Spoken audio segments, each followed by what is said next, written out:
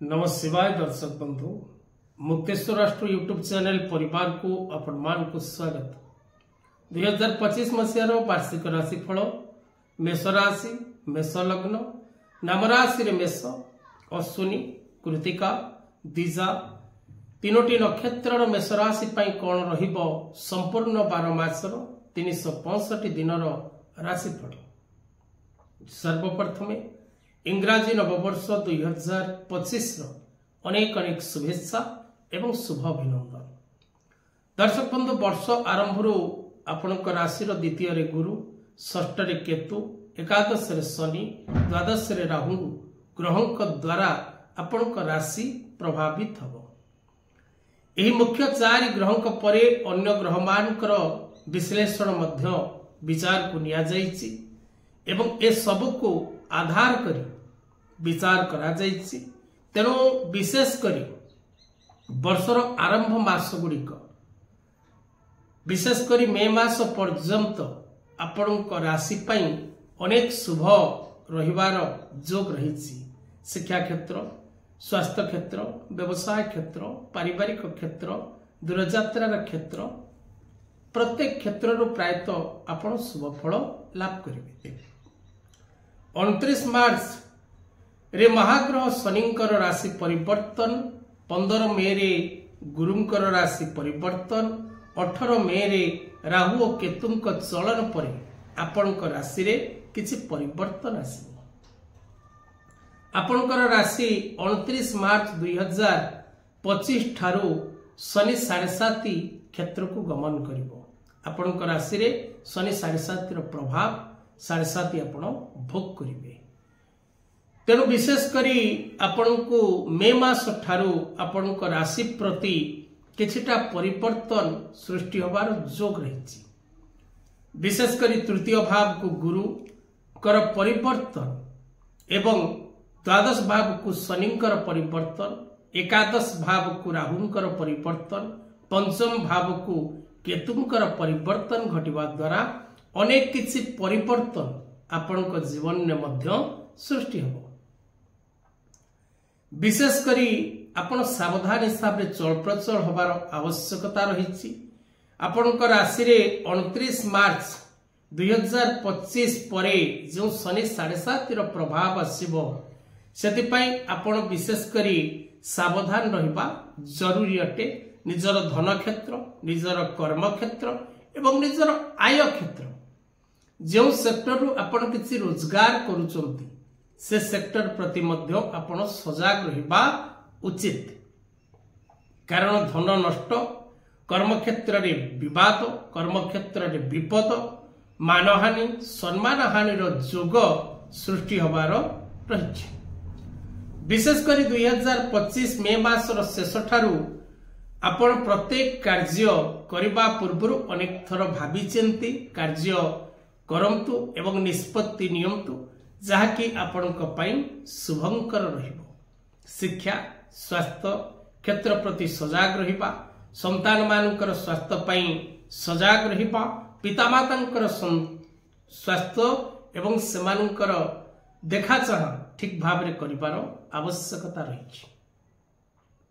आपणकर मान सम्मान प्रति वर्षर द्वितीयार्ध समय रे विपद रहिछि एवं विवाद युक्त स्थिति दे आपण गति करिवार जोग रहिछि। आपण को विशेष करी 2025 रो द्वितीयार्ध समयटी सजाग रहिबा दरकार। शत्रुमान कठार सजाग रहिबा दरकार जानवाहन चलाचल एवं जानवाहन यातायात समय एवं विशेष करी आपण अजणा अचिन्हा व्यक्ति ठारू मध्य दूरे रहिबार आवश्यकता रहिछि। 2025 रो द्वितीयार्ध समय आपण विशेष करी माली मकदमा कोर्ट कचेरी ठारू मध्य दूरे रहिबा उचित। आपण कोनसी अजथा कथारे मुंड न पुरेबा मध्य उचित। संख्या ज्योतिष हिसाब रे आपण को पई वर्ष 2025 जेहेतु मंगलंकर वर्ष तेणु संख्या ज्योतिष हिसाब रे आपण को हुए तो अनेक किसी शुभ फल मिलबार चांसेस क्रिएट हो पारे। बट राहु ग्रहटी को छाड़िला परे अन्य कौन ग्रह आपणकर वर्षर द्वितीयार्ध समय सपोर्टेड नाहांती तेणु आकस्मिक भाव रे जहा किछि अर्थ लाभ होबो बा जेतिकी आपण को मिलिबो सेतिकी रे आपण संतुष्ट रहिबा नित्यंत आवश्यक।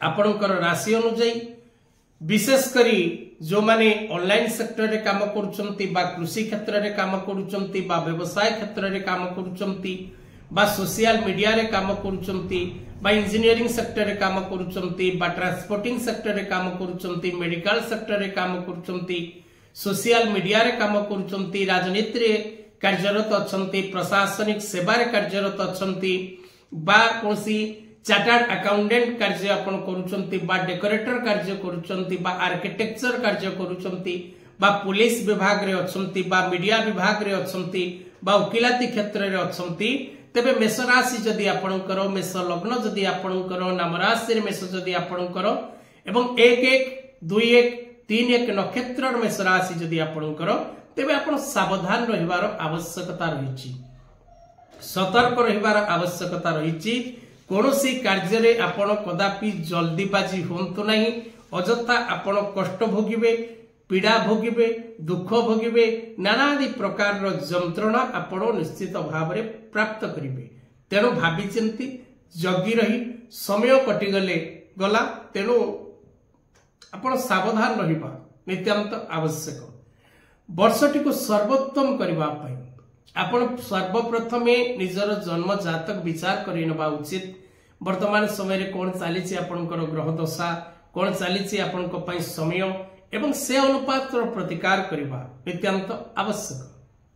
द्वितीयतः रक्त प्रवाह गोटे पत्थर आसुची मुंगा पत्थर जहाँकि आपणकर राशि लॉर्ड मंगलंकर तेणु मुंगा पत्थर टीए आपण धारण करंतु मां बगलामुखींकर जंत्र कवच टीए निज नाम गोत्र रे प्रस्तुत करी धारण करंतु त्रिशक्ति त्रिदेव मनोकामना पूर्ण जंत्र कवच टीए धारण करंतु प्रत्येक दिन हनुमान चालीसा पाठ करंतु निजर कुल देवादेवींकर आशीर्वाद नियंतु कुल देवादेवींकर दर्शन करंतु तांकर पूजन करंतु निश्चित भाव रे आपनको अनेकांश रे शुभ फल प्राप्ति हबो।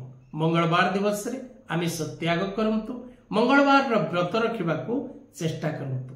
आजिर कथा वस्तु को एठी रखिबा। जय जगन्नाथ।